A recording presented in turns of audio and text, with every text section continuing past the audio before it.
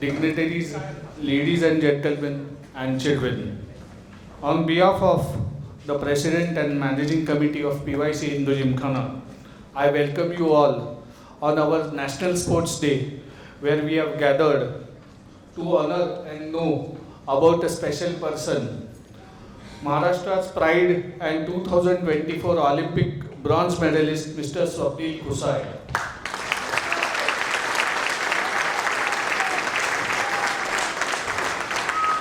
I request our honorary President, Mr. Kumar Tamale, to please come on stage.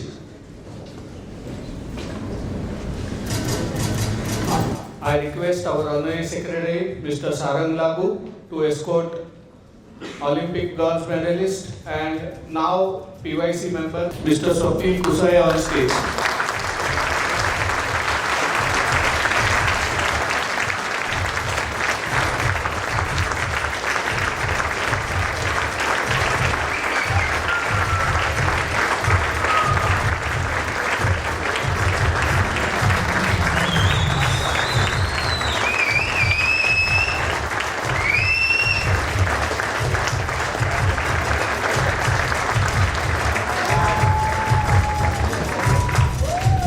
Our President and Sarang sir to felicitate Mr. Swapnil with a memento and a plaque.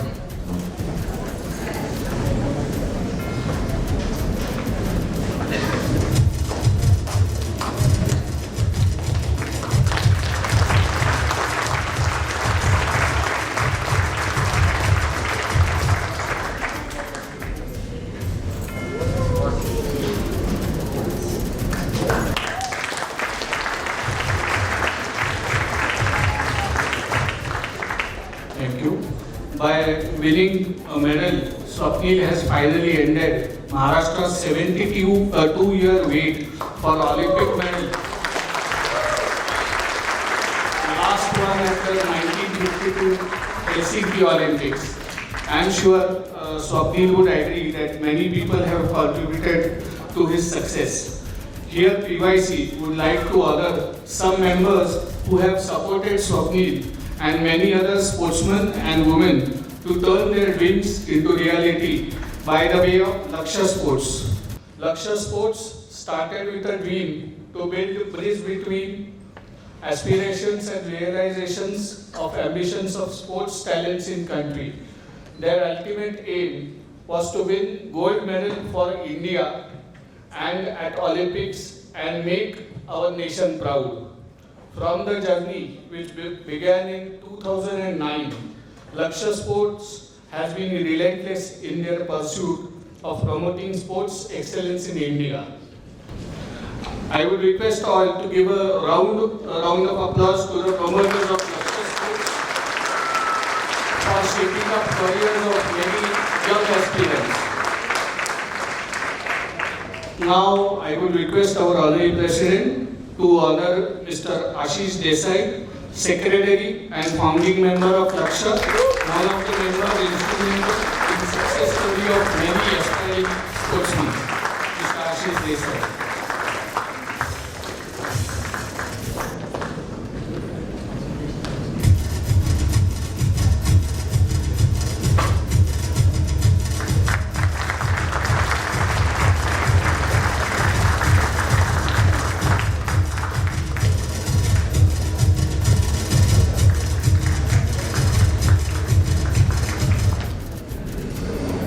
Now I would request Sarang sir to honor Mr. Sundar Iyer, Mr. Vice President and founding member of Lakshya, honorary member influential for all sportsmen.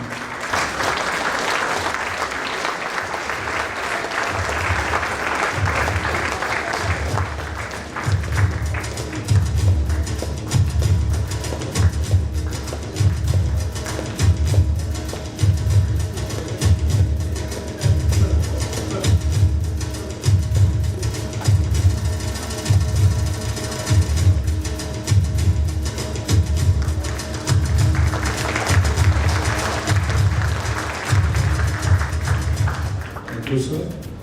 I will request our President to now honor Mr. Anil Chajed, Joint Secretary of Lakshya Sports, in the support support system behind Lakshya.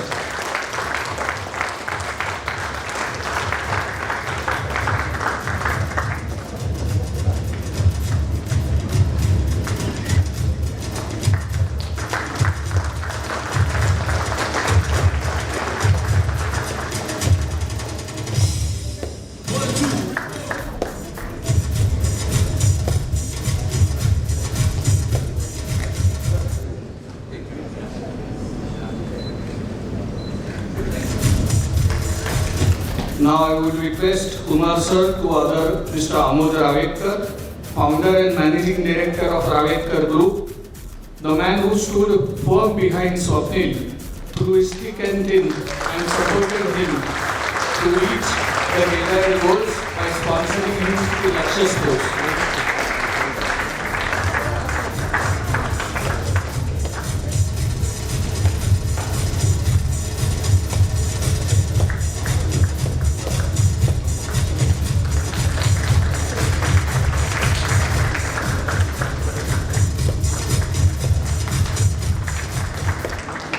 Now I request Sarang sir to order Mr. Mahendra Gokhale, physical fitness expert at Lakshya Sports, the man that ensures athletes stay fit and healthy at all times.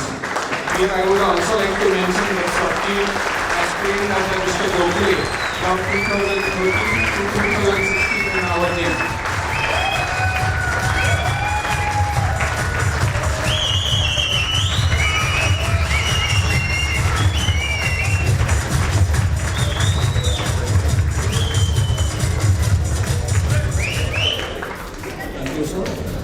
Now I request Kumar sir to order Ms. Deepali Deshpande, Junior National Shooting Coach, silver medalist in shooting at the 2004 Asian Shooting Championship held at Kuala Lumpur, Malaysia, and the lady who represented India in 2004 Athens Olympics.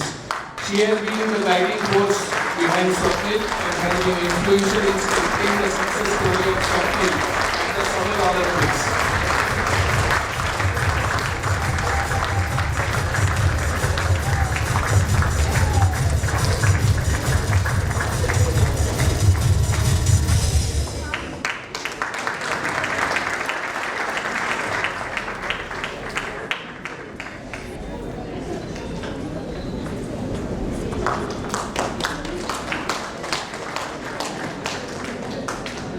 Here, I would like to also mention the names of Mr. Satyen Patel, President of Lakshya, and Mr. Abhijit Kunte, Founder, Member and Player Management Head at Lakshya Sports Foundation for their valuable contribution.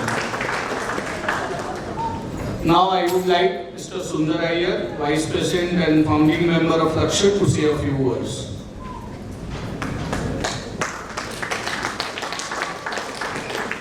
Good evening आणि नमस्कार. Basically आज स्वप्नीलचा सत्कार होतोय आणि खूप आनंदाचा क्षण आहे आमच्यासाठी.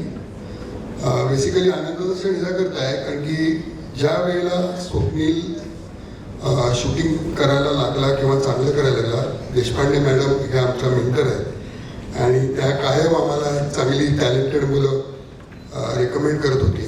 आणि पहिल्यांदा जेव्हा त्यांनी स्वप्नीलचं रेकमेंडेशन दिलं 3P मध्ये शूट करत होता, तेव्हा मॅडम म्हटले मी तुम्हाला आत्ता सांगते की हा मुलगा मेडल घेऊन जाणार आहे.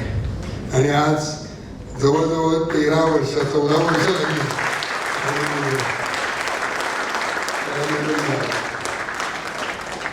स्वप्नीलची जर्नी ही लक्ष्याची पण जर्नी आहे. आम्ही जास्त वेळ घेत नाही कारण की लक्ष्याचा पण जन्म PYC मध्येच झाला. एका टेबलवरती कॉफी पिताना आम्ही सगळे बसलो होतो.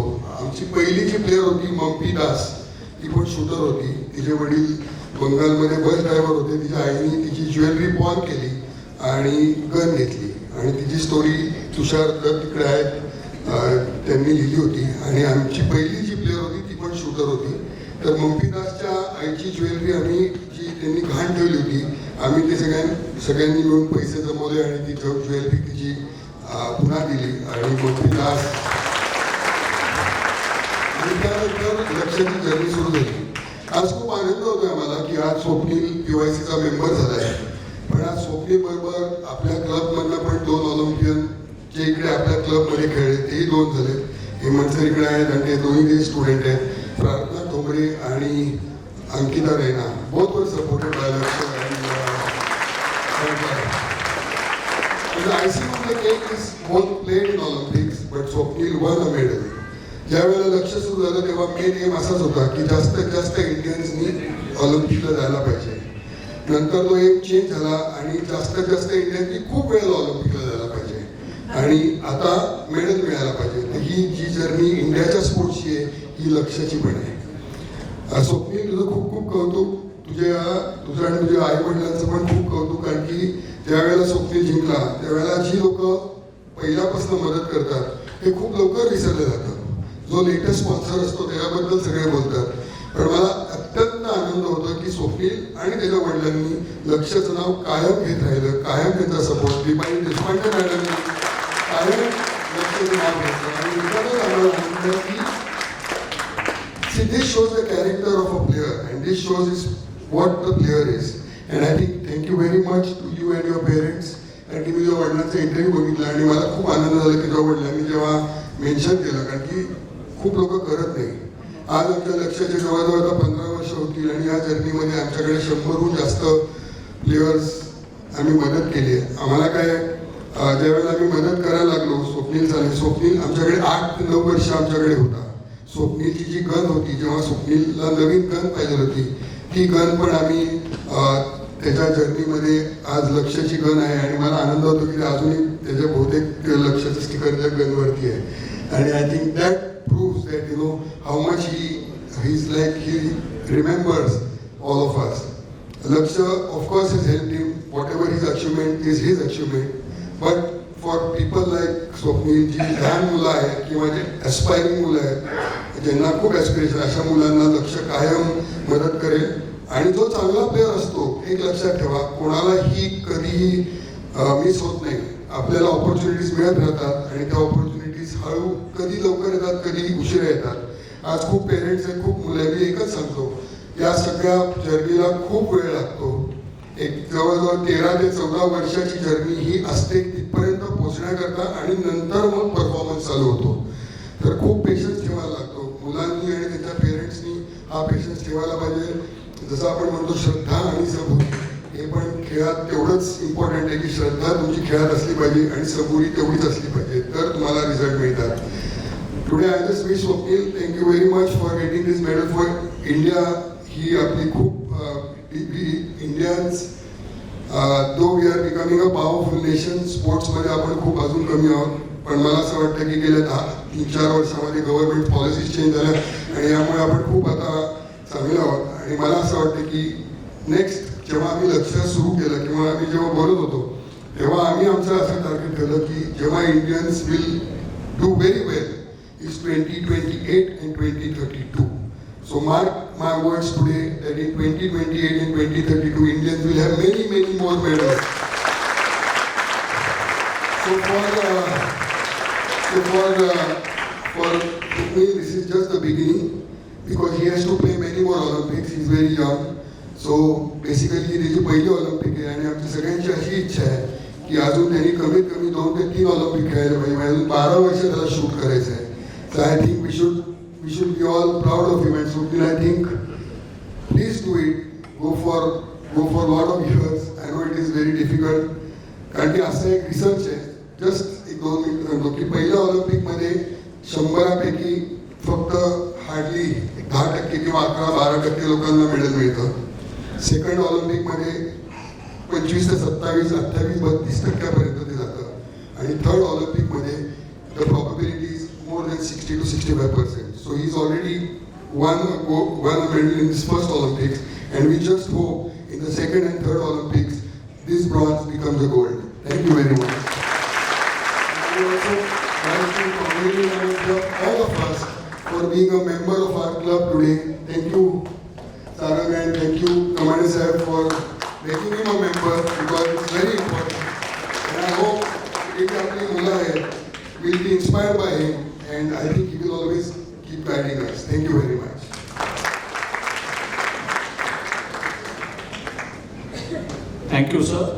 kind words. Now I would like to invite Mr.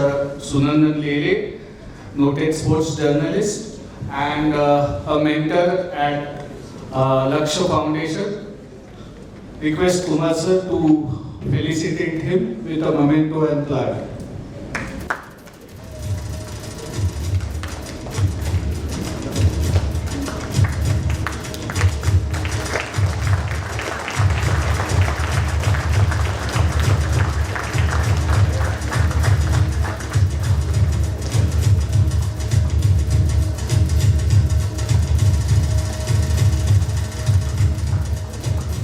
Thank you, Kumar sir.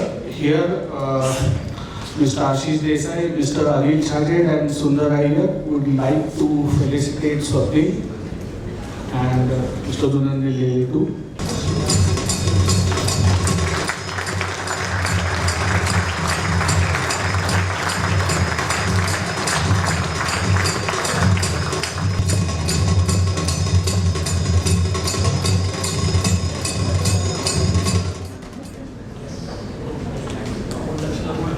Thank you, sir.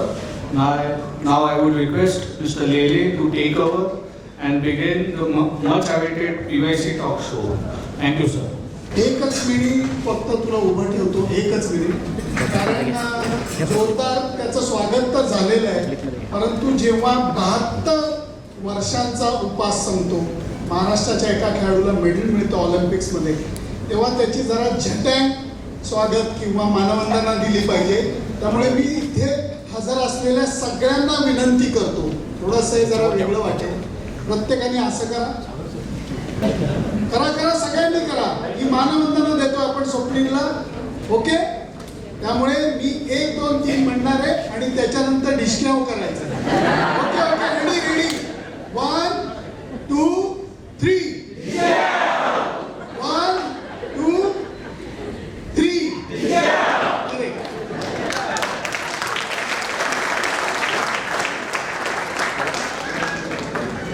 त्याच्याशिवाय मजा नाही. एवढा मोठा खेळाडू येतो, आपल्या सगळ्यांमध्ये तो सामावून जातो, मेंबर होतो क्लबचा, आणि त्याच्यानंतर या गप्पांचा योग आलेला आहे. त्यामुळे ही मानवंदना स्वप्नील जेवढी तुला आहे तेवढीच कोच मॅडमला पण आहे. Madam thank you so much, thank you so much. आजची मुलाखत नाही, आपण दरवेळेला हे करतो की आपण गप्पा मारतो, तर तोच फॉर्मॅट ठेवूया. स्वप्नील, तुझ्या गावाबद्दल आम्हाला सांग, तुझ्या बालपणाबद्दल सांग. कारण इतक्या छान काय म्हणतात कोल्हापूर सारख्या सुंदर शहराच्या वातावरणात तर तू आलास, त्यामुळे त्याच्याबद्दल थोडंसं ऐकायला नक्कीच आवडेल. जसं की मी कांबळवाडी गाव आहे माझं, आणि ते राधानगरी तालुका आणि जिल्हा कोल्हापूर या ठिकाणी आहे.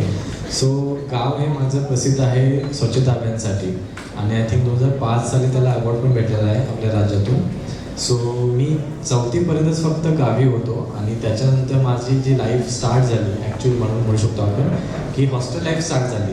2005पासून मी हॉस्टेलच एन्जॉय केलं म्हणू शकतो आपण, कारण बाकी ऑप्शन्स तर माझ्याकडे. जेव्हा आपण हॉस्टेल कोणी जातो किंवा कुठलाही विद्यार्थी किंवा कुठलाही लहान मुलं जातो, तेव्हा तो रडून बाहेर तर नाही राहू शकत, कारण एवढं सगळं बॅन किंवा सेक्युरिटीज असतात. त्याच्यामुळे त्याला जी काही त्याची बाकीची जर्नी आहे ती त्या सराउंडिंग किंवा त्या एरियामध्येच त्याला एन्जॉय करायला लागतं. तर आपण म्हणू शकतो की ती मी एन्जॉय केली असं म्हणू शकतो. कुठलं हॉस्टेल होतं, कुठली शाळा? भोगावती साखर कारखान्यात त्यांच्या थ्रू एक शाहू पब्लिक स्कूल एक होतं, तिथे मी 5वी ते 7वी तिथे एज्युकेशन केलं होतं मी. हा फार महत्त्वाचा मुद्दा स्वप्नील तू सांगितलास, कारण मी तर म्हणेन की कम्फर्ट झोन जो असतो, तो कम्फर्ट झोन तू इतक्या लहान वयात सोडलास, हे आई वडिलांनी अलाउ कसं केलं? काहीतरी असेल की जसं की मला एज्युकेशन एवढा मी चांगलं नव्हतं, कारण असं आहे की थोडंफार नॉर्मल लोक असतात तसं होतोच, but most of the time मला बाहेर खेळायसाठीच जास्त आवडत होती. सो त्यांचं मला असं काही म्हणणं होतं, कारण पप्पा टीचर आहेत, त्याच्यामुळे त्यांचं पण एक असतं ना की माझा मुलगा पण थोडंसं वेल एज्युकेटेड पाहिजे किंवा थोडं शिकलेला पाहिजे. सो त्याच्यामुळे त्यांनी आय थिंक हॉस्टेल लाईफ थोडीशी स्टार्ट केली असं माझी, असं मला वाटतं. पण कुठला खेळ खेळायचा असा आणि मग शूटिंगकडे कसं वळलास? तेव्हा एवढं काही खेळ असं काही नव्हतं माहिती, बट जसं मोठं आपण होतो तेव्हा आपल्याला माहिती होतं की खेळ कोणता आणि कसा आपण खेळू शकतो तेव्हा. सो त्या पर्टिक्युलर एरियामध्ये लाईक 5वी ते 7वी मी तिथेच होतो फक्त पब्लिक स्कूलमध्ये. सो तेव्हा एव्हरी गेम जसं लहान मुलं असतात की जो आवडला तसं आपण खेळत राहतो, तसं मी पण तेच केलं होतं की मला पहिला कबड्डी आवडलं, कबड्डी खेळलो, त्याच्यानंतर व्हॉलीबॉल आवडलं, व्हॉलीबॉल खेळलो, आय थिंक क्रिकेट पण खेळत होतो तेव्हा. बट एक लॉंग पिरियड होता जेव्हा मी हॉकी पण खेळत होतो ते. बट त्याच्यानंतर मी 2008 साली मला वडिलांनी क्रीडा प्रबोधिनीमध्ये भरती करवलं होतं, जे आपलं महाराष्ट्र गव्हर्नमेंटचं एक स्कीम आहे अकॅडमी, जिथे जे गावातून लोक जे असतात, मुलं असतात, जे टेस्ट देऊन किंवा ते फिजिकल फिटनेस टेस्ट असते ते देऊन त्यांच्या थ्रू भरती केली जाते. सो आय थिंक वडिलांनी मला तेच करवलं होतं 2008 साली. आणि आय थिंक 2008मध्ये मी सांगलीमध्ये जे आपलं क्रीडा प्रबोधिनीचं एक अकॅडमी आहे तिथे फक्त फिजिकल फिटनेस होतो. बाकी जे तिथे ॲथलेटिक्स पण आहे, बट पहिल्या वर्षी जे भरती होतात त्यांना फक्त फिजिकल फिटनेस केला जातो, त्यांच्या डाईटवरती किंवा त्यांच्या बाकीच्या एज्युकेशनवरती पूर्ण भर दिली जाते. स्वप्नील, शूटिंगकडे कसा वळलास हे विचारायचं आहे. दुसरी एक गोष्ट विचारायची आहे, शूटिंगमध्ये विविध क्रीडा प्रकार आहेत, रायफल आहे, पिस्तूल आहे, हे येते. तू ज्या क्रीडा प्रकारात आहेस शूटिंगच्या, त्याची जरा थोडीशी माहिती आहे. पत्रकार म्हणून मला माहिती आहे, परंतु सगळ्यांना त्याची मजा काय आहे, त्याच्यातलं अवघड पण काय आहे, हे जरा समजून सांगशील? जसं की शूटिंग स्टार्ट झालं हे 2008-9 पासून, बट त्याच्या आधीची एक स्टोरी आहे की आय थिंक आपल्या पुण्यामध्ये युथ कॉमन गेम्स हा कॉम्पिटिशन झाली होती आणि मी तेव्हा सांगलीमध्ये होतो आणि टी व्हीवरती लाईव्ह आम्ही ते बघत होतो स्पोर्ट्स एज्युकेशन काय आहे किंवा कुठली कॉम्पिटिशन होते. आणि आय थिंक तेव्हा मला शूटिंग हा इव्हेंट मी पाहिला होता आणि तेव्हा एक इंटरेस्ट असतो ना की काहीतरी वेगळं आहे बाकीच्या स्पोर्ट्सपेक्षा, तर ते मला बघून असं इंटरेस्ट त्याच्यामध्ये आला होता. आणि त्याच इयरच्या एंडला आपल्या पुण्यामध्येच आमची परत एक फिजिकल फिटनेस टेस्ट होते आणि त्याच्या थ्रू जे रँकिंग येतात, पॉईंट्स येतात आमच्या फिजिकल फिटनेसवरती. सो त्याच्यावरती ठरवलं होतं की ह्या ॲथलीटसाठी कुठला गेम चांगला आहे किंवा सूट होईल. सो माझ्यासाठी शूटिंग आणि सायकलिंग असा गेम आला होता. बट मी ऑलरेडी तो इव्हेंट पाहिला होता शूटिंग पहिलाच टी व्हीवरती. सो मी तिथे त्या सगळ्या सर्कलमध्ये मी सांगितलं होतं की मला शूटिंगच गेम खेळायचा आहे. सो त्याच्यानंतर त्यांनी माझी शूटिंगची टेस्ट पण घेतली होती आणि त्याच्यानंतर मी सांगितलं होतं की आम्ही तुम्हाला कळू की तुमचं सिलेक्शन होतं आहे की नाही होतं त्याच्यानुसार. सो आय थिंक मी घरी गेलो होतो, मेची सुट्टी होती आणि तरी पण माझा लेटर आलं नव्हतं तेव्हा. आणि बॅक टू नॉर्मल जे रुटीन असतं प्रबोधिनीमध्ये टायमिंग असतो की जूनच्या स्टार्टिंगला आपण बॅक टू प्रबोधिनी जावंच लागतं, तसं की फिजिकल फिटनेस आणि ह्याच्यामुळे. सो जूनमध्ये गेलो, बट तरीही माझं लेटर आलंच नव्हतं तेव्हा. आणि आय थिंक मला थोडंफार आठवतं की 7 या 15 जूनच्या आसपास मला ते लेटर आलं होतं की सगळ्यात लास्टचं लेटर माझं होतं की त्याची भरती होणार की नाही होणार शूटिंगसाठी, त्यासाठी आय थिंक. सो तेव्हा एक सर होते जिथे डायरेक्टर सर होते आणि लहान असल्यामुळे एकटा तिकडे जाऊ नाही शकलो, कारण मला जे अकॅडमी दिली होती शूटिंगसाठी ती नाशिकची दिली होती त्यांनी. सो मी एकटा तिकडे ट्रॅव्हल करू शकत नसल्यामुळे मला जे डायरेक्टर सर होते त्यांनी स्वतः माझ्यासोबत येऊन तिकडे नाशिकला मला ड्रॉप केलं आणि हँडओव्हर केलं तिकडचे जे डायरेक्टर सर होते त्यांच्याकडे. अँड तेव्हापासून मग माझी जर्नी स्टार्ट झाली शूटिंगची तिथे. पण पहिल्यापासून याच शूटिंगच्या प्रकारामध्ये तू चालू केलंस खेळ का? नाही ते जसं की स्टार्टिंग ही पहिली फक्त ओपन साईट असते, जसे की पिप साईट आणि ओपन साईट हे डिफरंट असतं आणि ह्याच्यामध्ये रायफल आणि पिस्टल वेगळं असतं. बट माझी बॉडी तशी नव्हतीच लँग्वेज की मी पिस्टल करू शकेन, कारण एक नॉर्मल असतो ना की स्लिम आणि ह्या टाईपचा मी आधी होतो. अँड त्याच्यामुळे मला कोचने पण सांगितलं, जे प्रबोधिनीचे कोच होते त्यांनी, की तू रायफल्स कर, तुझ्यासाठी परफेक्ट रायफल आहे. सो पहिलं मी ओपन साईट केली आणि आय थिंक त्याच्या 1.5 वर्षानंतर मग मी पिप साईट स्टार्ट केली, जी नॉर्मल ऑलिम्पिक इव्हेंट असतो तसा एअर रायफलचा. सो त्याच्यानंतर त्या इयरच्या एंडला आय थिंक 2 वर्ष झाली होती ऑलमोस्ट. त्याच्यानंतर मी 50 मीटर प्रोन, जो फक्त झोपून आम्ही खेळतो, तो इव्हेंट स्टार्ट केला होता मी. आणि त्याच्यामध्ये मला ते चांगली प्रकारे आवड निर्माण झाली त्याच्यामध्ये, कारण एक ती लाईव्ह बुलेट असते, त्याचे आवाज आणि ते रिकॉईल हे मला खूप चांगलं वाटत होतं. सो आय थिंक ते मला चांगलं वाटल्यामुळे मी स्टार्ट ते केलं. आणि माझं एअर रायफलचा जो इव्हेंट होता तो साईड बाय साईड थोडासा साईड होत गेला होता, कारण इंटरेस्ट हा माझा .2 मध्ये येत होता. आणि आय थिंक 2014चं वर्ल्ड ज्युनियर वर्ल्ड चॅम्पियनशिप जे मी खेळून रिटर्न आल्यानंतर मॅमने मला सांगितलं की आपला हा प्रोन इव्हेंट हा आता एंड होणार आहे ऑलिम्पिक्स नंतर 2016च्या. So we need to start 3 positions, कारण आपलं प्रोन तेवढं स्ट्रॉंग आहे आणि त्याच्यानंतर आपल्याला त्या इव्हेंटमध्ये जर प्रॉपरली खेळायचं असेल ऑलिम्पिक्समध्ये, सो सेकंड एक इव्हेंट आपल्याला स्टार्ट करायला लागणारच आहे तेव्हा. सो त्याच्यामुळे मला मॅमने सांगितलं की तू हा 3PP इव्हेंट हा तू खेळ स्टार्टच कर. टेक्निकल नाही, 3PP म्हणजे काय समजावं. सो 3 पोझिशन असं असतो की निलिंग पोझिशन एक असते, एक प्रोन पोझिशन असते आणि एक स्टँडिंग पोझिशन असते. असे 3 वेगवेगळे प्रकारचे पोझिशन असतात. सो त्याच्यामध्ये आधी जो आमचा पॅटर्न होता किंवा जो सिक्वेन्स होता त्याच्यामध्ये 120 शॉट्स आम्हाला आधी शूट करायला लागायचे मेन्सला, आणि नंतर जसं जसं रूल्स चेंज झाले तसं विमेन्सला पण सेमच होतं. आणि तो पूर्ण गेम हा एक 2 तास 45 मिनिटाचा आहे पूर्ण होता आधी. सो आत्ता ते रूल्स चेंज झाले, सगळ्या गोष्टी चेंज झाल्यामुळे आम्हाला आत्ता फक्त 60 शॉट चेंज करावे लागतात. आणि त्याच्यामध्ये पण वेगवेगळे आहेत, जसं की आधी कसं मेंटली पण होतं पण फिजिकली पण स्ट्रॉंग राहावं लागायचं आधी.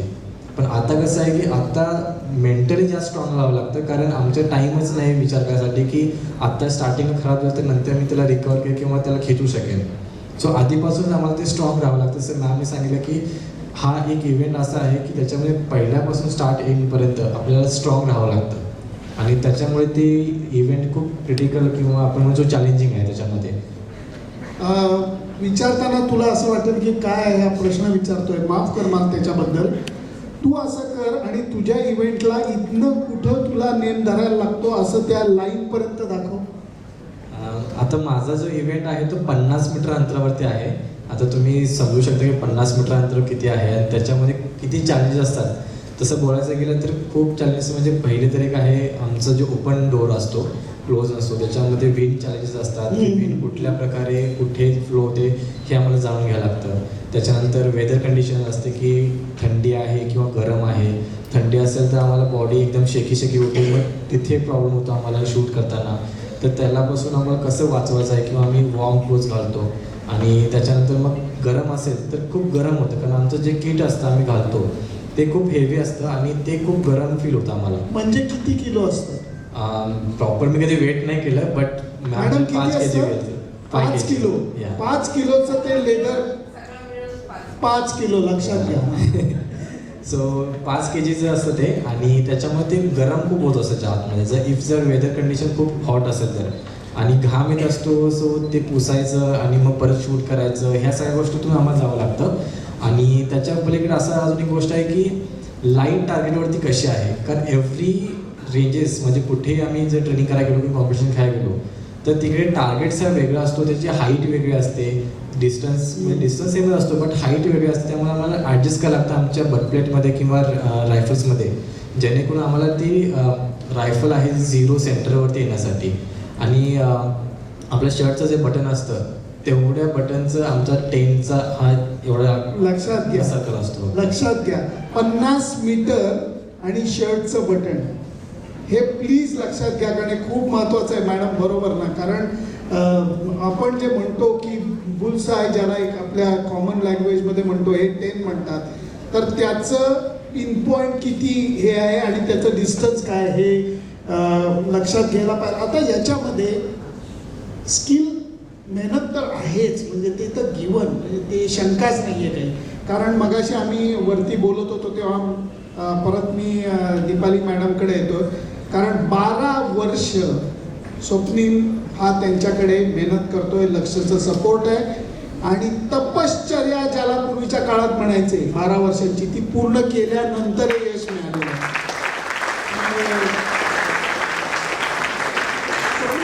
स्किल, संयम, कोचिंग या 3 गोष्टींबद्दल या तुझ्या खेळाच्या बाबतीत काय सांगशील? जसं की कोचिंग सांगू शकतो की मॅमकडे मी 2012 पासून आहेत. ते आपले ज्युनियर कॉम्पिटिशन म्हणजे टीम आहे ज्युनियर टीम नॅशनलची, त्याचे कोच होते, चीफ कोच ते, आणि तेव्हापासून मी त्यांच्याकडे ॲज अ स्टुडंट आहे. आणि ते माझ्यासाठी एक माझी दुसरी आई असं ते आहे. कारण त्यांनी मला लहानापासून बघितलेलं आहे की माझी काय जर्नी आहे किंवा मला कधी काय फील होतं किंवा कुठल्या कॉम्पिटिशनला मला कधी काय होऊ शकतं हे त्यांनी त्या बारकाईने पाहिलं होतं.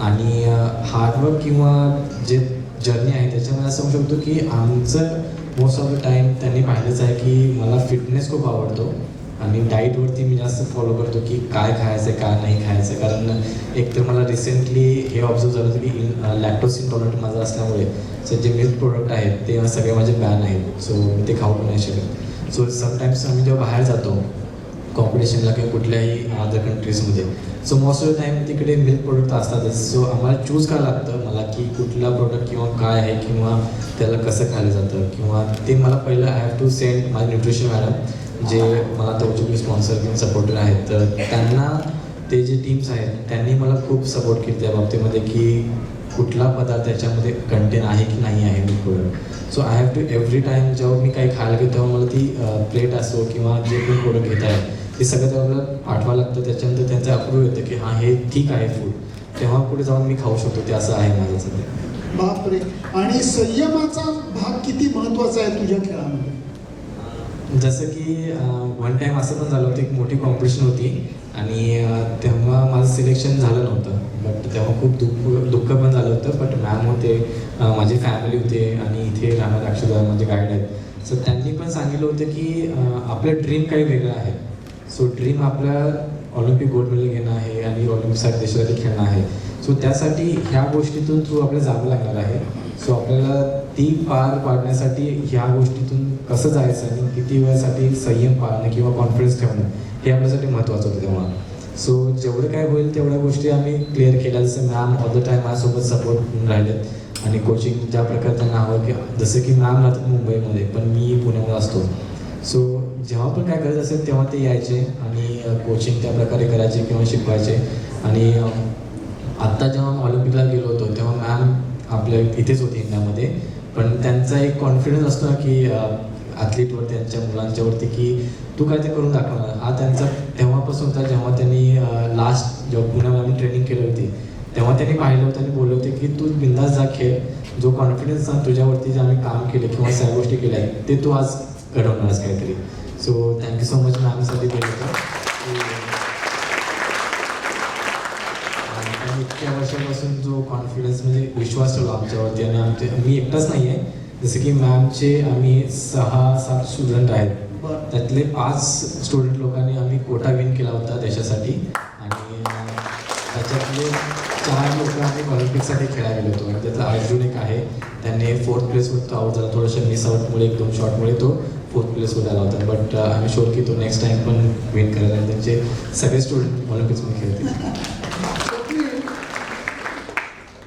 ऑलिम्पिकच्या अगोदरची मोठी टुर्नामेंट तू कुठली खेळलास? जसं की एशियन गेम्स माझ्यासाठी मोठी होती तेव्हा. आणि त्याला काय झालं होतं? त्याच्या आधी पण एक मोठी कॉम्पिटिशन होती जेव्हा मी कोटा विन केला 2022मध्ये. सो ती वर्ल्ड चॅम्पियनशिप होती आणि ती होती कायरोमध्ये इजिप्तमध्ये. सो तेव्हा एक मोठी ट्रॅजेडी घडली होती माझ्यासोबत की मी लाईक फायनल्समध्ये आलो होतो आणि मी तेव्हा लीड करतो 2nd रँकवरती आणि 1st 2ndसाठी लीड करत होतो. तेव्हा एक जसं की आमच्यामध्ये फायनल्समध्ये 45 शॉट्सची फायनल असते अँड 41 शॉटला एक बॅड शॉट लागला होता. Something 8.6 or 9 something.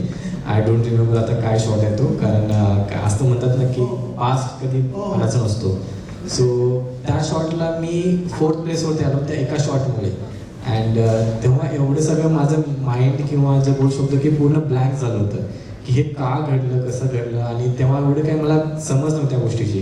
कारण मेंटली टफ राहणं माझ्यासाठी तेव्हा खूप महत्त्वाचं होतं. बट आय थिंक तेव्हा देशासाठी कोटा विन केला होता हे मलाही तेव्हा असं माहीत नव्हतं. जेव्हा मी पाठीमागं आलो आणि जेव्हा कोचने सांगितलं की आज तू कोटा विन केला देशासाठी बट त्याचं मला काहीच म्हणजे हॅपी मुवमेंट नव्हतीच तेव्हा. कारण असं होतं की मी आज मेडल हारलेलो आहे आणि तेच दुःखामध्ये माझं सगळं काय तो दिवस पूर्ण केला होता. बट समहाऊ मॅम होते दादा होते माझे तर त्यांनी फोनवर सांगितलं होतं की ठीक आहे एक जर्नी आहे त्याच्यामध्ये ह्या गोष्टी घडतात. अजून आपण ते वर्क करू कसं त्याला चांगल्या प्रकारे कंट्रोल करता येईल किंवा तो शॉटला नाही परत आणता येईल. सो ती गोष्ट घडली होती. आणि सेम गोष्ट घडली होती आता रिसेंटली 2023मध्ये आपलं जे एशियन गेम्स आले होते चायनामध्ये तेव्हा पण मी फायनलला होतो आणि तोच सेम तेव्हा मी 4th पॉईंटने लीड होतो आणि 1st रँकिंगवरती होतो तेव्हा मी. And same shot like 41 shot होता तो सेम. तेव्हा पण 7.6 काय ते शॉट लागला होता. अँड तेव्हा मी फर्स्टवरून सरळ खाली 4थवरती आलो होतो. तेव्हा तर माझे डोकं चाललं होतं की काय झालं, कसं झालं. अँड आय थिंक कम्प्लिटली त्या टाईमनंतर माझं थोडंसं ब्लँकच होतं पूर्ण लाईफ. म्हणजे म्हणू शकतो 15 दिवस 10 दिवस. अँड त्या टाईमनंतर मी जेव्हा PD होत्या, प्राईज डिस्ट्रीब्युशन असतं, तेव्हा आम्हाला टीमचं गोल्ड मेडल पण भेटलं होतं. कारण आम्ही वर्ल्ड रेकॉर्ड पण बनवलं होतं तेव्हा इंडियन टीमने. सो PDच्या टायमिंगला माझ्या चेहऱ्यावरती हसू तर बिलकुलच नव्हतं. कारण ते असं होतं काहीतरी मी लॉस केलं असं माझ्या लाईफमध्ये. ते असे एक होतं माझ्यासाठी. बट समहाऊ माझे जे ॲथलीट होते, जो सोबतचे टीममेट्स होते किंवा जो सपोर्टिंग स्टाफ होता, त्यांनी त्या प्रकारे चेअरअप केलं. आणि जेव्हा विलेजमध्ये गेलो तेव्हा ते थोडंसं हॅपी मुवमेंट किंवा डिनरसाठी हे सगळ्या गोष्टी केल्या. बट त्या थ्रूआउट द जर्नीमध्ये माझे जे मेंटर ट्रेनर आहेत बाबा ओलाशी सर, त्यांनी जसं की आमची रेंज आहे ती आणि विलेज 1 तासाचा डिस्टन्स होता बाय बसचा. सो त्या 1 तासामध्ये आम्ही कम्प्लीट त्यांच्याशी मी बोलत होतो आणि ते फक्त सांगत होते आणि मी फक्त ऐकत होतो. कारण माझी बोलायची क्षमता पण नव्हती की मी कसं झालं, काय घडलं हे मला बोलता पण येत नव्हतं. माझ्या तोंडातून शब्द पण येत नव्हतं. ते मी फक्त स्टेअर करतो बाहेर विंडोमधून आणि ते फक्त ऐकत होतो की ते काय बोलतायत. सो तेव्हा त्यांनी सांगितलं होतं की हा जो झाला हे सेकंड टाईम आपल्यासाठी खूप मोठी गोष्ट होती. बट ह्याच्यातून आपल्याला बाहेर यायचं आहे आणि कसं त्याला टॅकल करायचं आहे हे त्यांनी त्याच्यानंतर शिकवायला स्टार्ट केलं होतं. की एव्हरी मुवमेंट आपल्यासाठी काहीतरी नवीन गोष्टी घडते आणि आपल्याला शिकायला भेटतं. असं नाही की आपण काहीतरी लॉस करतो ते. सो कुठलीही कॉम्पिटिशनवर आपण जेव्हा हारतो ते हारत नाही, आपण काहीतरी शिकतो त्याच्यातून, हे तेव्हा त्यांनी सांगितलं होतं. सो आय थिंक तेव्हा मी खूप काही गोष्टी शिकलो. आणि मॅमने पण पाहिलं की आय थिंक त्या मॅचनंतर मी थोडंसं ग्रोअप पण झालं होतं की मॅच कशी खेळायची असते आणि विनिंग मुवमेंट काय असतं. सो याच मुद्द्यावरती खरं तर अजून थोडासा प्रकाश टाकणं गरजेचं आहे. अशा करता की शूटर जो असतो, उद्या समजा गोल केला तर हॉकी किंवा फुटबॉलवाला लगेच हात वर करतो, मॅचेस बागडं चुकतो. क्रिकेटमध्ये आम्ही बघतो विकेट काढली की सगळेजण आनंदाने. शूटर जो असतो तो एक स्थितप्रज्ञ ज्याला आपण म्हणतो तसं योगी वाटतो मला कधी कधी. त्याचं कारण जे आपण हिंदीमध्ये गाणं ऐकलंय, आगे भी जाने न तू पीछे भी जाने न तू, जो भी है बस यही एक पल है. ही जी गोष्ट आहे ही अंगी बाणवणं की बाबा मागं आधीचा शॉट काय झाला हे लक्षात ठेवून चालत नाही आणि पुढं काय होणार आहे हेही तुम्हाला डोकावून बघता येत नाही. त्या शॉटवरती पूर्ण लक्ष देऊन तुम्हाला कॉन्सन्ट्रेट. तर ही जी गोष्ट आहे ही शूटर करता किती महत्त्वाची हे तुम्ही अंगी कशी बाणवता? जसं की सर जो एक शॉट आम्ही शूट करतो तर आम्हाला प्रत्येक शॉटवरती फोकस करावा लागतो. आधी काय शॉट लागलेला आपण त्याला चेंज नाही करू शकतो कम्प्लिटली की किती असो 10.9 असो किंवा 8 असो 7 असो. सो आम्हाला त्याला चेंज नाही करता येत. आणि दुसरा त्याच्या पुढचा शॉट आहे तो काय लागणार आपण प्रेडिक्ट करू शकतच नाही. सो आपल्या हातात आहे जे प्रेझेंट मुवमेंट आहे, प्रेझेंट शॉट आहे, त्याच्यावर फोकस करणं आमच्यासाठी मोस्ट इम्पॉर्टंट असतं. आणि एव्हरी ॲथलीटला असतं की असं नाही की शूटिंगमध्ये पण बाकीच्या लाईफमध्ये पण जे लोक करतात त्यांना प्रेझेंट राहून जे त्यांच्या हातामध्ये आहे त्याच्यावर लक्ष देणं हे मोस्ट इम्पॉर्टंट आहे. आणि कारण तुम्ही रिॲक्ट पण करत नाही. म्हणजे चुकलं तरी तुमचा चेहरा ब्लँक असतो आणि 10 आउट ऑफ 10 लागलं तरी ब्लँक चेहरा असतो. तर सर कसं आहे की 10 लागला जर हॅपी मुवमेंट आम्ही केलं तर जे कॉन्सन्ट्रेशन असतं आमचा जो फोकस असतो तो साईडला होऊन जातो. तर त्या हॅपी मुवमेंटमध्ये काय होतं की मग जो आपला प्रोसेस असतो किंवा आम्ही जे फोकसने जे ट्रेनिंग केलं असतं ते साईडला जातं. मग आपण डायव्हर्ट होतो, मग कुठेही शॉट्स लागायला चालू होतात.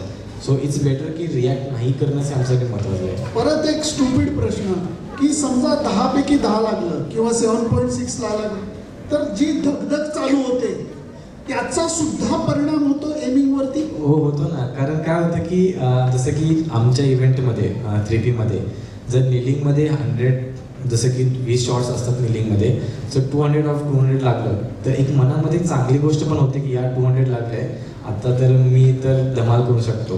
बट समहाऊ ते बॅड कंडिशनमध्ये असते की आपण जेव्हा हॅपी मुवमेंट करतो तर बाकीचं प्रोसेस विसरून जातो आणि त्या हॅपी मुवमेंटमध्ये आपण मग सुटून जातो की हां ठीक आहे होते माझं चांगलं होतं आहे आता प्रोसेस लक्ष द्यायची गरज नाही, आपण फक्त शूट करत जाऊ. पण असं नाही झालं. एव्हरी मुवमेंटला आपल्याला त्या सिक्वेन्सनुसार आपलं शूट करावं लागतं की आज तो प्रेझेंट टाईम आहे ते बघायला लागतं की आज माझी बॉडी कंडिशन कशी आहे किंवा आज मी कसं रिॲक्ट करत आहे बॉडी किंवा वेदर कंडिशन्स काय आहे, तर लक्ष देणं आम्हाला महत्त्वाचं असतं तेव्हा.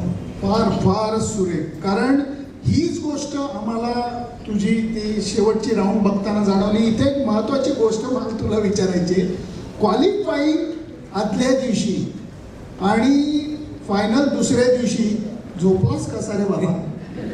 हो खरंच सिरियसली. अहो दुसऱ्या दिवशी नाही, आज याची मुलाखत घ्यायची तरी काल मी जरा चुळबुळत होतो.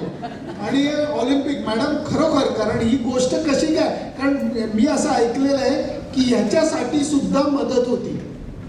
जसं की कुठल्याही मोठ्या कॉम्पिटिशनसाठी कुठल्याही ॲथलीटला झोप नाही आहे आणि ही रियालिटी आहे. जसं की क्वालिफिकेशनसाठी पण माझं 3-4 वेळा माझी डिस्टर्ब स्लीप झाली होती. मी 3-4 उठलो पण होतो. बट समहाव कसं असतं की जसं मॅमने सांगितलं आम्हाला की झोप कमी झाली तरी चालेल, त्याच्याने ॲक्टिवनेस असतो किंवा बॉडी ॲक्टिव्ह थोडीशी असते. पण अति झोपल्याने बॉडी एकदम नम होऊन जाते आणि त्याच्यामध्ये आपल्याला शूटिंग चांगली करता येणार. सो सेम असेच झालं होतं की 3-4 वेळा माझी झोप उघडली होती आणि बट देवाच्या कृपेने सकाळी असं वाटलंच नाही की झोप झाली नाही आहे. एक फ्रेश माइंडेड होते सगळं काही आणि एक पॉझिटिव्ह होतं. प्रेशर तर असतं सगळं काही, बट त्या ठिकाणी सरांनी जसं वैभव सर होतं त्यांनी टॅकल कसं करायचं प्रेशरला हे सगळं सांगितलं होतं. सो आणि आय थिंक अजून एक ट्रॅजेडी घडली होती. जसं की सकाळी ब्रेकफास्टला जसं लॅक्टोस इंटॉलरन्स असल्यामुळे मला आल्मंड मिल्कच कॅरी करायला लागतं. सो त्या ठिकाणी विलेजमध्ये डायनिंगमध्ये आल्मंड मिल्कच नव्हतं त्यामुळे त्या ठिकाणी. I think I don't know काय देवाची कृपा होती काय होती मला माहीत नाही. सो त्या दिवशी ब्रेकफास्ट पण झाला नव्हता. जस्ट आय थिंक मी ब्लॅक टीच पिली होती आणि मी गेलो होतो तेव्हा. सो कारण पोटामध्ये बटरफ्लायज पण होते. बट न्यूट्रिशन मॅडमशी आमचं जे डेलीचं रुटीन असतं की डेली काय खायचं किंवा काय नाही किंवा मॅचच्या दिवशी काय खायचं हे पण आम्हाला पहिलंच सगळं सेट करावं लागतं की त्या दिवशी कशी बॉडी असणार आहे किंवा त्या दिवशी फोकस कसा ठेवायचा आहे. सो आय थिंक तेव्हा पण मी ब्लॅक टीच पिऊन गेलो होतो आणि ते माझ्यासाठी आधीपासूनच एक चांगली गोष्ट आहे की ॲक्टिव्ह बॉडी राहते किंवा थोडासा फोकस राहतो आणि बॉडीला कसं की उत्तेजना भेटते की आज डल नाही वाटत. आणि खाल्ल्यानंतर काय होतं की बॉडी थोडीशी नम होऊन जाते. ते पचनक्रिया असते ना त्याच्यावरती जास्त फोकस करतो जेणेकरून माइंडवरती फोकस नाही करते. कारण 3 प्रकार याच्या खेळात आहेत. एक उभं राहून आहे बरोबर, एक नीलिंग आहे आणि तिसरा झोपून आहे सर. तो आपण नाही करू शकत बरेचसे जण, कारण होळी होईल आपली होळी. या गोष्टींसाठी त्याचा उपयोग होतो की तू जे कमी खाल्लंस किंवा हे ते या सगळ्या बारीक बारीक बारीक गोष्टींचा सुद्धा अंतिम याच्यामध्ये खूप मोठा परिणाम होत असतो. हो सर, जसं की काय असतं की मॅमचं ऑल द टाईमचं आहे की आपल्याला खाणं गरजेचं असतं थोडं तरी, कारण आपण इतक्या वेळ तिथे परफॉर्म करणार, एनर्जी लागते. बट त्या दिवशी खाल्लं हे त्यांना पण नव्हतं माहिती. ते आता त्यांना समजलंय. बट कधी त्यांना असं माहिती होतं की हा खात नसतो काही किंवा त्यांना फोर्सफुली मला सांगतात की खास तू आता. लक्षच लागत नाही खाण्यापिण्याकडे, झोपेकडे. हा ते तर आहे. आणि इव्हन सेम गोष्ट घडली होती फायनलच्या दिवशी पण की पोटामध्ये एक बटरफ्लायज होते किंवा ती झोप होती ती पण झालीच नव्हती. 3 वेळा तर मी आधी उठलोच होतो. बाहेर पाऊस पण चालू होता त्या दिवशी आणि ते विजा आणि एव्हरीथिंग वॉज चालू होतं. सो मी बसून फक्त बाहेर बघत होतो कारण झोप तर येत नाही, लागत नाही कधीच कुठल्याही मोठं कॉम्पिटिशन टायमिंगला. सो बाकी काय करायचं, गाणे तर ऐकू नाही शकत कारण रूममेट असतो त्याला पण डिस्टर्ब नाही झालं पाहिजे. सो फक्त पाऊस चालला होता ते बघत बसलो होतो. आणि आय थिंक थोडंसं एक टायमिंग झाला की आता उठायचं टायमिंग आहे, कारण मोस्ट ऑफ द टाईम मी लवकरच उठतो ऑल द टाईम. कधी रेस्ट पिरियड असतो किंवा मॅम मला रेस्ट आहे तेव्हा पण माझं असं होतं की नाही लवकर उठलंच पाहिजे मला, असं होतं मग ते. सो तसा टाईम आला आणि मग बॅक टू रुटीन जे आहे माझ्या प्रिपरेशनसाठी ते मग स्टार्ट झालं होतं. ते मित्र फायनलचं जे झालं ते आम्ही सगळ्यांनी खूप एन्जॉय केले. म्हणजे तुझा प्रत्येक शॉट आम्हाला टेक्निकली जरी कळला नाही तरी मन आमची सगळ्यांची त्याच्यात इन्वॉल्ड होती.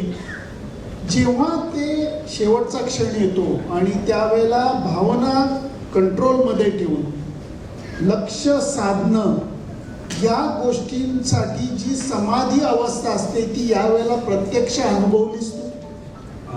जसं की मॅच नंतर जे कोचेस होते किंवा बाकी सपोर्टिंग स्टाफ होता किंवा मॅम होते त्यांनी फोनवर सांगितलं की आज काहीतरी घडले तुझ्याकडून.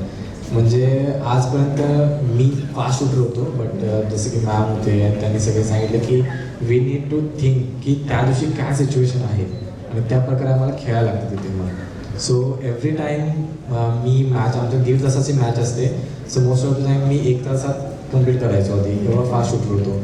बट नंतर मॅमने तुझं सांगितलं की त्या गोष्टीसाठी आपल्याला गरज need to work on that, की कधी सिच्युएशन असं असतं की विंड जास्त फ्लो होते, तर आपल्याला कसं तिथे थांबून तिथे मग स्टेबल राहायला लागतं.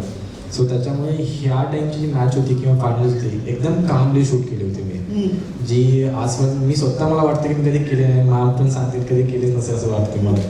इतकी ती समाधी अवस्था होती. इथे मला महत्वाचा प्रश्न विचारायचा आहे असा स्वप्नील, की यशानंतर तर तू बघतोय सगळेच जण तुझ्या मागं पळतायत, पण जी पहिली 12 वर्ष होती त्यावेळेचा सपोर्ट, मग तो लक्ष्य फाउंडेशनचा असू देत, गव्हर्नमेंटचा असू देत, फेडरेशनचा असू देत, स्पोर्ट्स अथॉरिटी ऑफ इंडियाचा असू देत, ह्याच्यात बदल कसा झाला आणि त्याचा फायदा काय झाला? जसं की 2009 पासून मी शूटिंगमध्ये स्टार्ट झाली आणि क्रीडा प्रबोधिनी आपलं जे आहे गव्हर्नमेंटचं, ते नाशिकपासून मी स्टार्ट केलं. त्यांनी आपल्या एज्युकेशनमध्ये सपोर्ट केला. इव्हन जे ॲम्युनिशन्स असेल, जे आमचे खूप महाग ॲम्युनिशन्स असतात, रायफल आहे किंवा बाकीचे ट्रॅव्हलिंग किंवा कॉम्पिटिशन जाणं, एव्हरीथिंग ते सगळं त्यांनीच केलं. सो ते 2014पर्यंत मला त्यांनी स्पॉन्सर केलं होतं चांगल्या प्रकारे. आणि त्याच्यानंतर मग माझी जॉईनिंग केलं मी रेल्वेजमध्ये 2015 साली. सो मला त्याच्यानंतर सोडायला लागलं, कारण त्यांचा असा क्रायटेरिया आहे, इफ कोणी जर ॲथलीट जर कुठेतरी जॉईन करतो त्यांचे एक फायनान्शियल सपोर्ट स्ट्रॉंग होतं, सो ते त्यांना सोडायला लागतं जेणेकरून दुसरे न्यू ॲथलीट्स तिथे जॉईन करतील. बरोबर. सो त्याच्यानंतर आय थिंक 2014 पासून लक्ष आहे त्यांनी सपोर्ट केला. अमोल सर त्याच्यामध्ये मला सपोर्ट करतो आहे चांगल्या प्रकारे. सो 2016पर्यंत त्यांनी सपोर्ट केला मोस्टली. अँड त्याच्यामध्ये जे ॲडमिशन लागायचे किंवा नंतर परत नवीन रायफल मला लागायची, कारण रायफल ही तेव्हा माझ्याकडे नव्हती. कारण जेव्हा मी प्रबोधिनी सोडली तेव्हा रायफल माझ्याकडे नसल्यामुळे मग शूट करण्यासाठी काय लागलं, तर त्यांनी मला सपोर्ट केल्यानंतर मी नवीन रायफल घेतली तेव्हा त्या अमाऊंटमधून किंवा फायनान्शियल सपोर्टमधून. सो ती 16चं ऑलिम्पिक झालं आणि त्याच्यानंतर मग आय थिंक 1 वर्ष माझ्याकडे काहीच नव्हतं तेव्हा. सो मॅमने फायनान्शियली खूप सपोर्ट केला होता तेव्हा त्या पिरियडमध्ये, आय थिंक 17 आणि 18च्या आसपास तेव्हा. आणि तो जो सपोर्ट होता माझ्यासाठी खूप होता, कारण माझी घरची कंडिशन तेवढी नाही आहे आणि हा जो गेम आहे खूप खर्चिक आहे. कारण रायफल आमची ही 7-8 लाखाची असते, पूर्ण ॲक्सेसरीज विथ ॲक्सेसरीज. आणि जे ॲम्युनिशन असतात, जे आत्ता आम्ही शूट करते, एक ॲम्युनिशन आमचा 50 रुपयाचा आहे. आणि दिवसाचे किती प्रॅक्टिसमध्ये राऊंड होतात? जसं की ह्या लेवलला आम्ही 200 तरी शूट करतो. 150 जसं मॅम कधी मला कमी शूट करायला होतात, कारण सेव्ह करणं आमच्यासाठी खूप महत्त्वाचं असतं, कारण ते भेटत नाही सध्या. बरं. सो त्याच्यामुळे मग आम्ही 150 किंवा 200, मला तर फास्ट शूटिंगमुळे मला 200 लागतच असं आहे. सो त्यांना नाही कळत, कधी मी मारून घेतो कधी. नाही, ही गोष्ट अशा करता मी मुद्दाम विचारली की अभिनव बिंद्राचं पुस्तक प्रत्येकाने जरूर वाचावं, मी तुम्हाला विनंती करेन. त्याचं कारण त्याच्या पुस्तकामध्ये अभिनव बिंद्रांनी लिहून ठेवलंय की एक जमाना असा होता, मॅडमनी स्वतः ते अनुभवलेला असेल तो काळ, खरंच कठीण काळ, की जेव्हा विचारायला जायचा एखादा ॲथलीट की आम्हाला मदत पाहिजे, अमुक पाहिजे, त्यावेळेला सरकारी अधिकारी किंवा फेडरेशनचे लोक म्हणायचे पहिल्यांदा काहीतरी करून दाखवा मग मदत करू. अरे मेल्यांनो, पहिल्यांदा मदत केल्याशिवाय माणूस जाणार कसा पुढं? पण या गोष्टी झालेल्या नाही आहेत पूर्वीच्या काळामध्ये.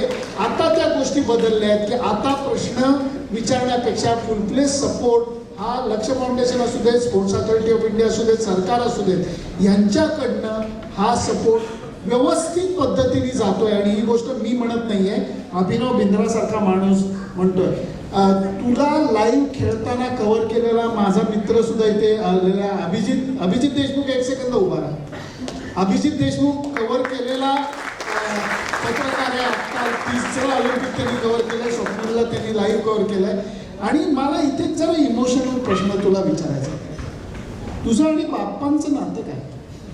म्हणजे गणपती बाप्पांचं. खूप मोठं नातं आहे. जसं की मी पुण्यात आलो होतो ना, तेव्हापासून मी दर्शनासाठी जातो.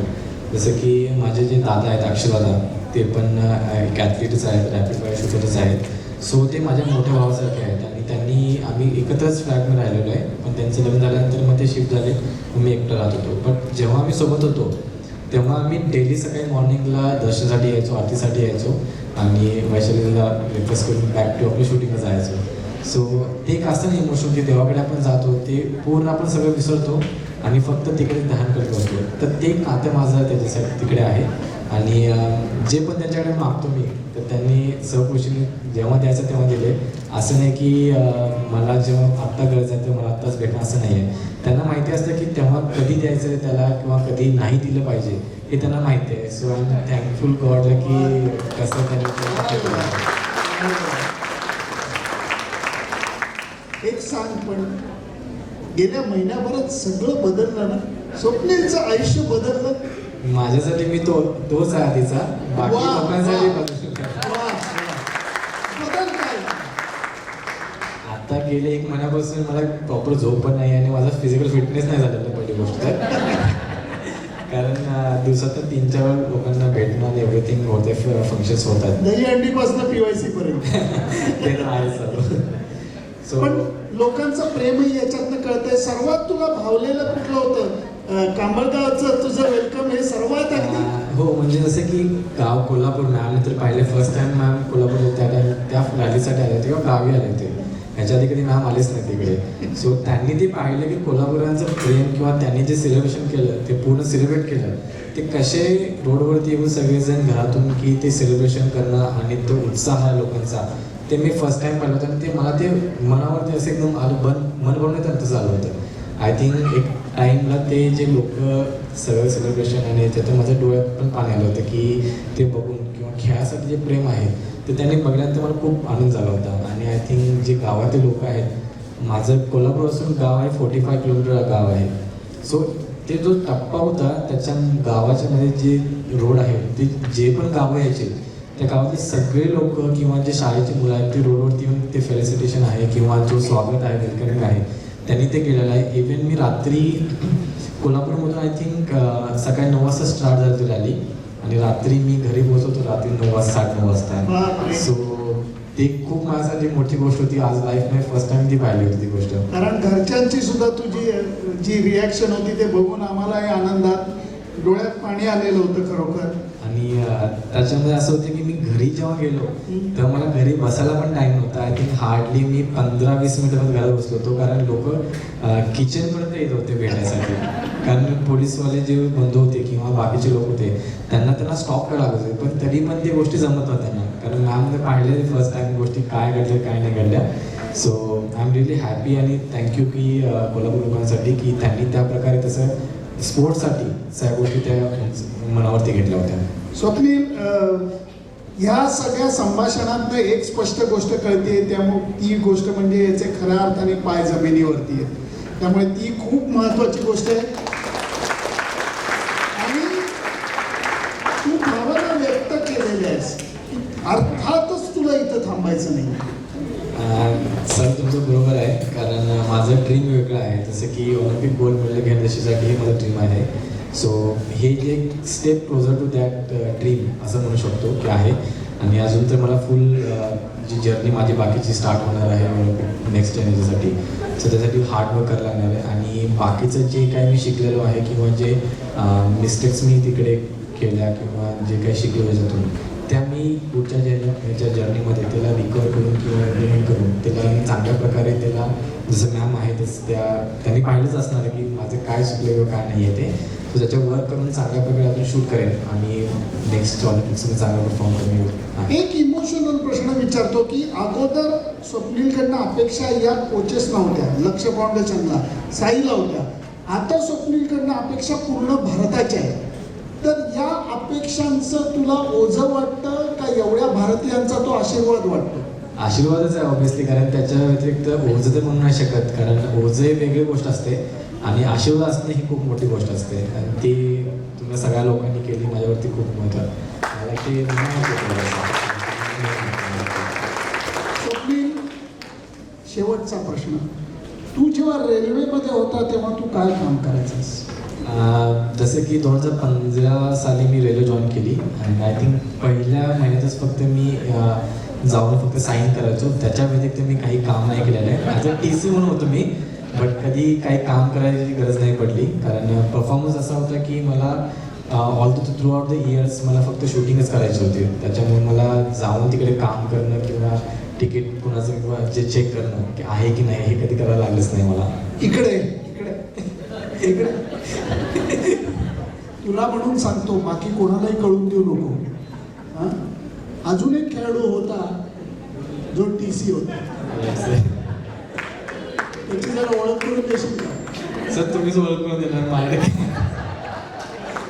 मी एवढंच म्हणेन की मी प्रॉमिस करत नाही, परंतु मी एवढं पक्क करू शकेन, मी प्रयत्न करीन की 2 TCंचं निदान फोनवरनं बोलणं व्हावं. एवढं मी प्रयत्न नक्की करीन. त्या दृष्टीने बरेच काही बोलिंगही चालू केलेली आहे, देसाई हळूहळू बोलिंग चालू केलेली आहे. त्यामुळे मित्रा, क्या बात आहे, तुझं ही जर्नी ऐकणं आणि तू इतक्या मनमोकळेपणाने, हा मुलाखत नव्हती, या गप्पाच होत्या आणि त्याच सहजतेने तू बोललास. आज स्वतः कोच मॅडम इथं आले, Deepali madam, thank you so much PYC करतो. तुमच्या मेहनतीचं हे फळ आहे, तपश्चर्याचं फळ आहे, जिथं स्वप्नीलने हे मेडल आणलेलं आहे. अमोल तुझेही धन्यवाद, लक्षाचेही धन्यवाद. आणि एवढंच म्हणू की आत्ता तुझा हा सत्कार, PYC तर्फे सत्कार, तुला मेंबरशिप देणं, परंतु आता पुढच्या वेळेला मेडल घेऊन तू इथे येशील तेव्हा ती माहेरची साडी असेल, एवढं लक्षात ठेव. त्यामुळे तयारीत राहा, तूही चांगला खेळशील आणि पुढच्या वेळेला एक वेगळ्या गप्पांचा कार्यक्रम होईल, तेव्हा तुझ्या मेडलचा रंग बदललेला असेल. नक्की sir. Thank you so much. Thank you so much. धन्यवाद सर. स्वप्नीलला पुढला कार्यक्रम आहे, त्यामुळे तो फक्त 10 मिनिटं आपल्यासाठी देणार आहे. फक्त ज्यांना ग्रुप फोटो काढायचा आहे त्यांनी पुढे यावं. त्याला फक्त 10 मिनिटं आहेत, त्याला पुढचा कार्यक्रम आहे.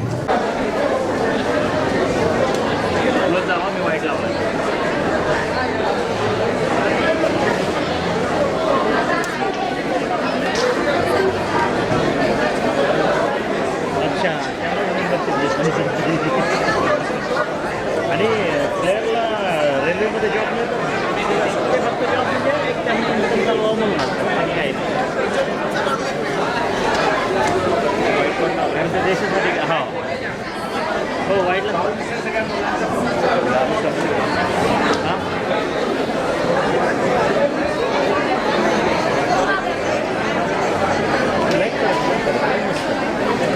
पत्रकार ते टाईममध्ये त्यांचे ह्यांचं मी बरेच वेळा शूट केलं, तुम्ही सांगितलं पत्रकार.